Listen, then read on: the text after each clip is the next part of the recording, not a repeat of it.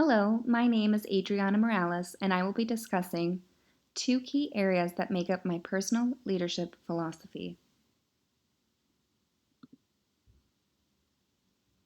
The first one being loving and accepting others for their walks of life.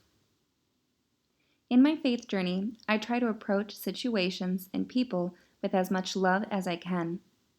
I understand that everyone's faith journey is different than mine, but as a leader, I use my prior mistakes and sins as a way to lead others to a path of opportunity. Peter 4:8 says, "Above all, love each other deeply, because love covers over a multitude of sins." Leaders that create an environment where people feel comfortable to discuss their mistakes creates a loving and accepting place to work.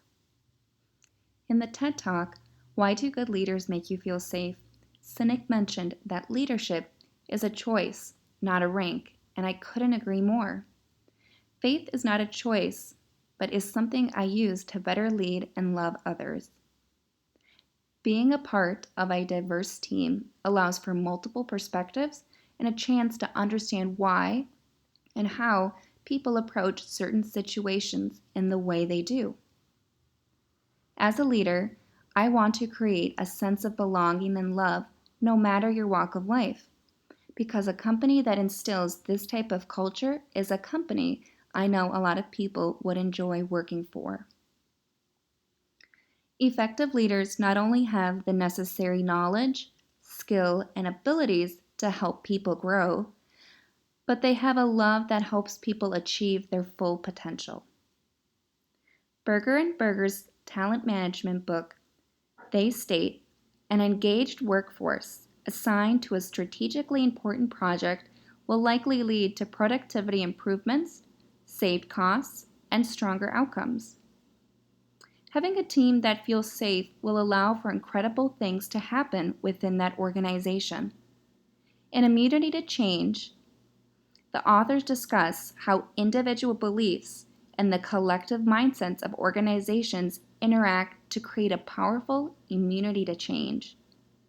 However, I believe that a leader that has created a culture that has love and trust will enable people to identify their reasoning behind their reluctance to change so they can overcome them and move forward within the organization.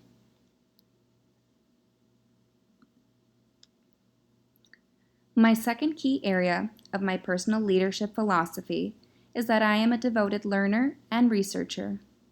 While completing my Strengths Finder, I realized my core purpose is research. I seek knowledge. Prior to making an informed decision, I try to research it so I feel prepared for not only myself, but my team.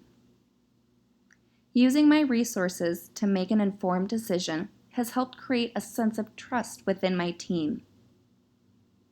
Bowman and Deal's four-frame model argues that effective leaders should approach organizational issues from four perspectives: organizational, political, symbolic, and the human resource frame.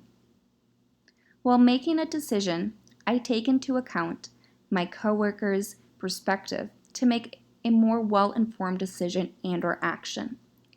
If decisions are not made from multiple frame perspective, it will only increase a resistance to change within an organization. Having this discipline to understand multiple viewpoints has strengthened each of my relationships with not only of my team, but with the company.